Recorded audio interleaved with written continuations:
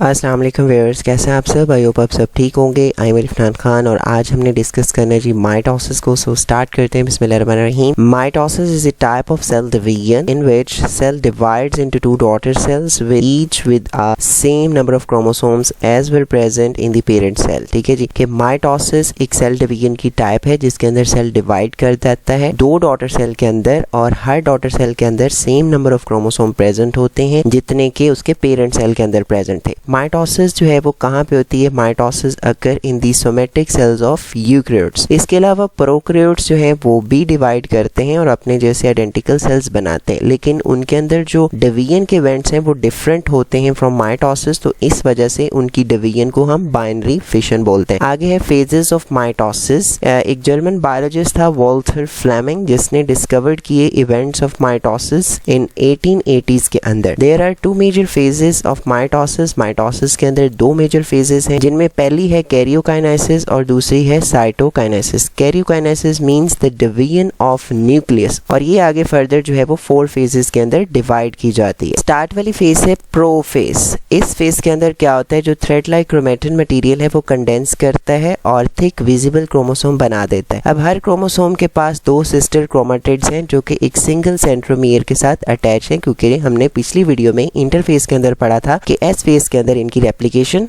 हो जाती है। अच्छा, उसके बाद न्यूक्लियर एनवेलप और न्यूक्लियोलस जो है वो प्रोफेज के दौरान ब्रेक डाउन करते हैं। इसके बाद सेंट्रोसोम जो है सेल का डुप्लीकेट करता है दो में, और ये दोनों सेंट्रोसोम माइग्रेट कर जाते हैं to the opposite side of the nucleus. जब ये माइग्रेट कर रहे होते हैं they make a network of microtubule. ये एक नेटवर्क बनाते हैं माइक्रोट्यूब्यूल का, जिनको स्पिंडल फाइबर बोलते हैं, या कंप्लीट सेट को माइटोटिक स्पिंडल बोलते हैं। इसके साथ साथ आपको ये पता होगा कि प्लांट सेल के अंदर क्योंकि सेंट्रोसोम प्रेजेंट नहीं होते तो इनका माइटोटिक स्पिंडल कैसे बनता है? By the aggregation of spindle fibre जो कि साइटोप्लाज्म के अंदर प्रेजेंट है। इसके बाद है मेटाफेज। इस फेज के दौरान क्या होता है कि जो स्पिंडल फाइबर है वो क्रोमोसोम्स के साथ क्योंकि बाइंड कर चुके हैं, और ये कहाँ पे अटैच करते हैं? सेंट्रोमियर के पॉइंट पर, जहाँ स्पेशल काइनेटोकोर प्रोटीन जो है वो प्रेजेंट होती है। अब जो दो स्पिंडल फाइबर है फ्रॉम बोथ साइड वो बाइंड करती हैं एक क्रोमोसोम्स के साथ, तो इस वजह से क्या होता है कि क्रोमोसोम्स अटैच करते हैं स्पिंडल फाइबर के साथ और अपने आप को अरेंज कर लेते हैं along the equator of the cell. So इस वे में एक प्लेट बनती है जिसको मेटाफेज प्लेट बोलते हैं। यहाँ पे आप डायग्राम में इसका थोड़ा सा ओवरव्यू कर लें कि ये तो इंटरफेस थी जो हमने पिछले लेक्चर में डिस्कस की। अब हमने प्रोफेज को देखा है। तो प्रोफेज के अंदर ये देखें सेंट्रोसोम जो है वो ऑपोजिट पोल पे चले गए हैं, और ये क्रोमोसोम्स हैं, इनके पास दो क्रोमेटिड्स प्रेजेंट हैं। ठीक है, और यहाँ पे ये जो पॉइंट बेसिकली शो किया गया है ये क्या है? काइनेटोकोर, जहाँ पे स्पिंडल फाइबर अटैच करते हैं। और अभी हमने मेटाफेज का पढ़ा, इसमें देखें ये क्रोमोसोम जो है अलोंग द इक्वेटर जो है वो अरेंज हो गए हैं और मेटाफेज प्लेट बना दी है। और अब एनाफेज के अंदर सिस्टर क्रोमेटिड जो है वो अलहदा हो गए हैं। टीलोफेज के अंदर दो जो है वो डॉटर सेल्स बनना स्टार्ट हो गए हैं, और साइटोकाइनेसिस पे क्या होता है कि दो डॉटर सेल कंप्लीटली बन जाते हैं। हम आगे इनकी डिटेल्स को देख लेते हैं। अच्छा जी, एनाफेज। एनाफेज के अंदर स्पिंडल फाइबर जो अटैच हुए हैं क्रोमोसोम्स के साथ वो पुल करते हैं टुवर्ड्स दी पोल। ठीक है, वो जो स्पिंडल फाइबर क्रोमोसोम्स के साथ अटैच हैं वो क्रोमोसोम्स को पुल करते हैं पोल्स की तरफ। इस पुलिंग की वजह से जो क्रोमोसोम्स के सिस्टर क्रोमेटिड्स हैं वो सेपरेट हो जाते हैं। In this way there are two similar sets of chromatids. इस वे से क्या होता है कि दो सिमिलर सेट्स जो है क्रोमेटिड्स के वो मूव कर जाते हैं towards the pole of cell. अगली फेज जो है वो टीलोफेज है। इस फेज के दौरान क्या होता है? न्यू न्यूक्लियर एनवेलप बनती है around each set of separated chromosomes. Nucleolus जो है वो बनना शुरू हो जाता है दोबारा से। Both sets of chromosomes unfold back into chromatin. ये दोनों सेट जो है वो क्रोमोसोम्स के अनफोल्ड होते हैं और वो क्रोमेटिन में कन्वर्ट हो जाते हैं। उसके बाद आगे है नेक्स्ट साइटोकाइनेसिस। साइटोकाइनेसिस बेसिकली ये डिवीजन है साइटोप्लाज्म की, और ये एनिमल और प्लांट सेल में डिफरेंट होती है। एनिमल सेल के अंदर क्या होता है? एक फुरो डेवलप होती है सेल मेम्ब्रेन के अंदर इक्वेटर पे, और एट दिस इस फुरो के ऊपर क्या होता है? Cytoplasm has a ring of microtubule. ठीक है, साइटोप्लाज्म जो है एक माइक्रोट्यूब्यूल की रिंग रखता है, और ये रिंग जैसे कंट्रैक्ट करती है तो फुरो मूव कर जाती है इनवर्ड। तो इस वजह से क्या होता है? पेरेंट सेल पिंच हो जाता है into the two daughter cells. उसके बाद प्लांट सेल के अंदर जैसे हमने ऊपर देखा था सेंट्रोसोम्स भी प्रेजेंट नहीं है, तो साइटोकाइनेसिस भी डिफरेंट होगी। गोल्जी अपरेटस जो है वो वेसिकल्स बनाते हैं, और ये वेसिकल्स मूव करती हैं टू द मिडल और फ्यूज कर जाती हैं और एक प्लेट बनाती है जिसको फ्रेगमोप्लास्ट बोलते हैं। और ये प्लेट जो है ग्रो करती है आउटवर्ड और इसकी मेम्ब्रेन फ्यूज कर जाती है सेल मेम्ब्रेन के साथ, और रिजल्ट फिर क्या होता है कि दो डॉटर सेल्स बन जाते हैं। नीचे हम डायग्राम में देख लेते हैं। ये क्योंकि एनिमल सेल की बात हो रही है, ठीक है, ये क्लीवेज फुरो बनती है जिसके अंदर माइक्रो एलिमेंट्स एक एक रिंग होती है, ठीक है। अब ये रिंग जैसे ही मूव करती है इनवर्ट तो ये 2 डॉटर सेल जो है वो बना देती है। उसके बाद अच्छे जो है ये प्लांट सेल के अंदर हो रहा है, ये वेसिकल्स आए हैं गोल्जी अपरेटस से, ठीक है, और ये इन्होंने फ्रेगमोप्लास्ट बना दी है और ये फ्रेगमोप्लास्ट जैसे सेल मेम्ब्रेन के साथ बाइंड करती है तो 2 डॉटर सेल बन जाते हैं। सो यहाँ तक था माइटोसिस, जिसके अंदर हमने साइटोकाइनेसिस और कैरियोकाइनेसिस को देखा। So I hope you get the idea. Thank you so much for watching. अल्लाह हाफिज।